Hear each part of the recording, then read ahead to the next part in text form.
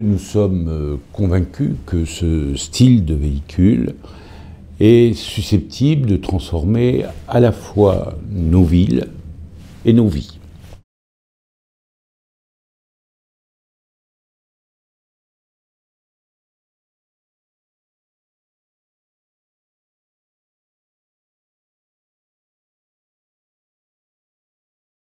Pour avancer néanmoins, il faut d'abord lever deux malentendus. Le premier, c'est que le véhicule autonome n'est pas, contrairement à ce qu'on a pu dire, un smartphone à roulettes.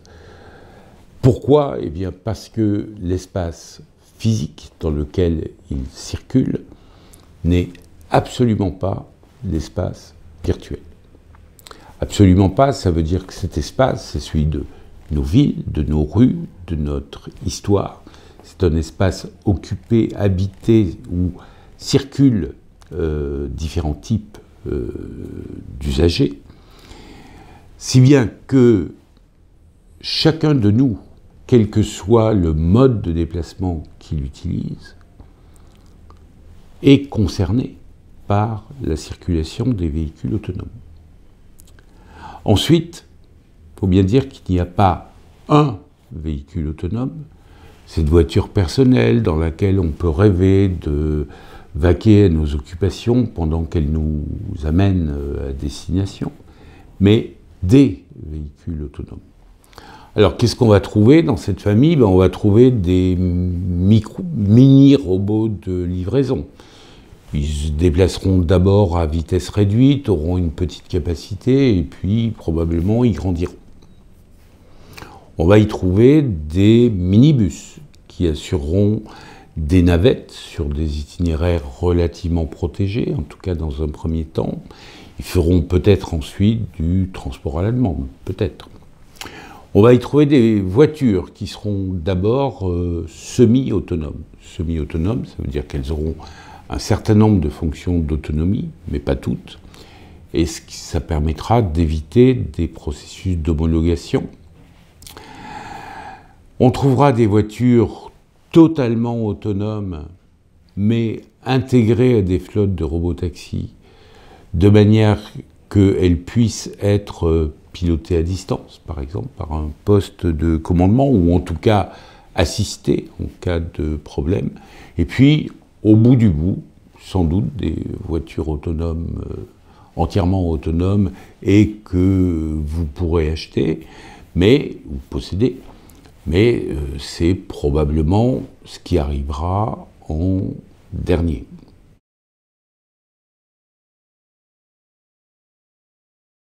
Nous allons rencontrer des moments de rupture. Ces moments de rupture, ce sont des moments où quelque chose doit être décidé, où il faut innover. En bref, des choses qui vont profondément changer nos règles ou nos habitudes. Et notre hypothèse, c'est que, eh bien, il faut être... tout cela va nous amener à être très vigilants et à penser à des débats citoyens sur les options qui seront prises pour que le véhicule autonome non seulement advienne, mais que les services qu'il rend ou ne rend pas nous conviennent.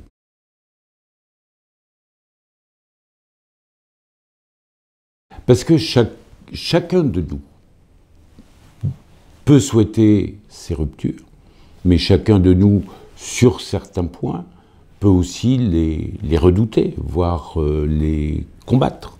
Donc notre ambition, c'est d'éclairer tout ça. Ces ruptures, alors on en a identifié des dizaines dans l'ouvrage, et il est évident qu'on ne va pas, je ne vais pas là les recenser toutes. Nous avons en quelque sorte classé, suivant 5 domaines qui nous paraissent les domaines clés sur lesquels des interrogations se posent et des réponses doivent être apportées. Ces 5 domaines, c'est la technologie, les règles, les usages, les systèmes et services dans lesquels ces véhicules seront intégrés, et enfin les territoires. Quand vous prenez les premières lettres de tout ça, ça vous donne trust. Trust qui veut aussi dire confiance. C'est un acronyme bien sûr, et cette question de la confiance, elle sera tout à fait centrale dans le déroulé de l'histoire.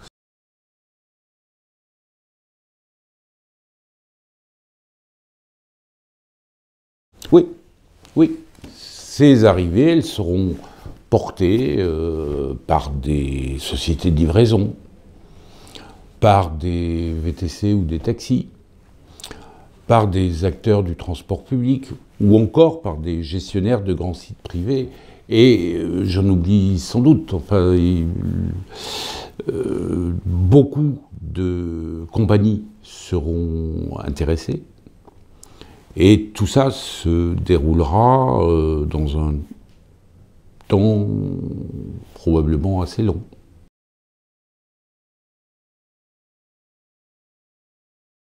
Bon, je vais en prendre 4. Alors, premier exemple, tous les véhicules à forte autonomie devront être homologués. Comment procédera-t-on? D'habitude, l'homologation, c'est une affaire de technique. On homologue un produit.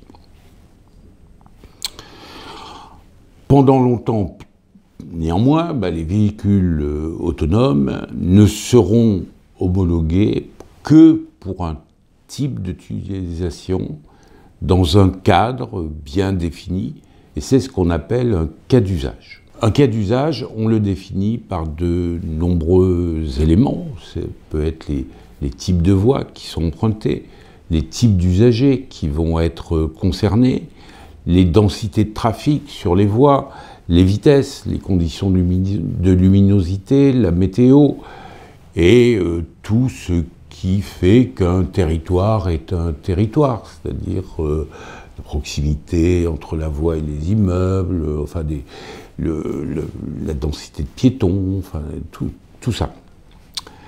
Rien que ça, rien que ce problème-là, homologuer un couple véhicule autonome cas d'usage, pose beaucoup de questions. Qui le fera? Qui conduira l'exercice? Comment définira-t-on les cas d'usage? Et, in fine, le verdict sera-t-il accepté par les populations? Il faudra donc qu'un dialogue s'instaure et qu'on ait, sur des bases équilibrées, un dialogue entre une instance à dominante technique qui a l'habitude d'homologuer des produits et puis des représentants des territoires qui connaissent bien leur fonctionnement. Et puis il faudra décider qui arbitre sur les conflits d'interprétation, sur le fait que tel ou tel service dans tel ou tel territoire correspond bien au cas d'usage qu'on a étudié. Alors, deuxième exemple, les véhicules ne pourront circuler qu'avec des caméras qui recueilleront une multitude d'informations sur la ville. Par exemple, telle promotion affichée à la vitrine de tel commerçant. Ou vous, moi, en train de faire on ne sait quoi. Ce sera une mine d'or pour ceux qui sauront monétiser ces données massives. Oui. Ce serait aussi une source tout à fait intéressante pour des tyrans. Encore plus. Il faudra donc décider qui peut recueillir ces données, pour en faire quoi, et quelle sera leur durée de conservation. Alors le troisième exemple, il est relativement simple, mais les informations sont encore un peu lacunaires sur le sujet. Il faudra savoir si la circulation de ces véhicules nécessite ou pas des investissements sur les infrastructures, hein, comme vous avez des antennes téléphoniques ou des choses comme ça. Et si la réponse est positive, qui payera ces investissements? Ils peuvent être très lourds, peut-être ils seront légers, on n'en sait rien. De même, il faudra prendre la mesure de l'exposition aux ondes électromagnétiques que tous ces flux de données qu'on ne voit pas engendrera, et des consommations électriques. Bon, on dit souvent que le monde virtuel, enfin on ne parle pas souvent du monde virtuel comme un mode consommant beaucoup d'énergie, mais on sait très bien que les serveurs consomment beaucoup d'énergie, et l'informatique embarquée risque d'en consommer aussi à bord des véhicules. Dernier exemple, si vous le voulez bien, il faudra discipliner les usages de l'espace public, plus encore qu'aujourd'hui, si l'on veut que les véhicules autonomes non seulement circulent dans de bonnes conditions de sécurité, mais aussi dans de bonnes conditions de circulation. Il ne faut pas que les temps de parcours soient trop longs. Il ne faut pas qu'il y ait trop de freinage d'urgence, autrement les gens ne seront pas contents et ne les utiliseront pas.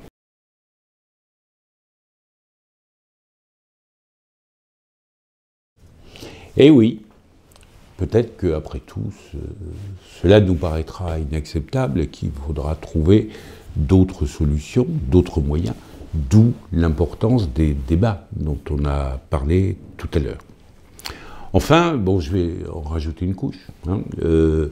Si on ne veut pas trop de véhicules de livraison ou de robots taxis stoppés, stationnés en double file, il faudra bien libérer des espaces pour ces fonctions et donc en priver les automobiles de Monsieur Tout-le-Monde.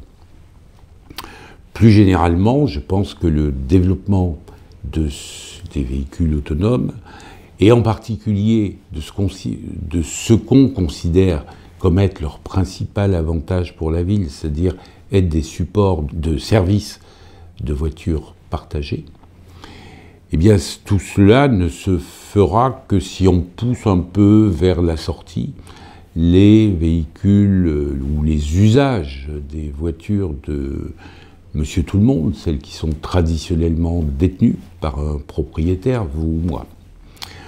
Ça suscitera, vous imaginez bien, ça suscitera de vifs débats. Et l'issue, bien moi, je ne la connais pas aujourd'hui. Alors, en conclusion ? Je dirais qu'il ne faut voir dans l'arrivée des véhicules autonomes ni seulement une nouvelle technologie, ni seulement un saut dans l'inconnu.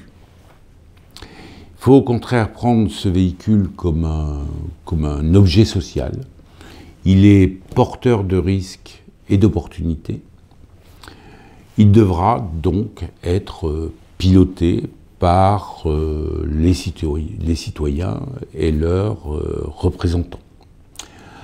Alors, il faut savoir que le véhicule totalement autonome, ce qu'on appelle le niveau 5,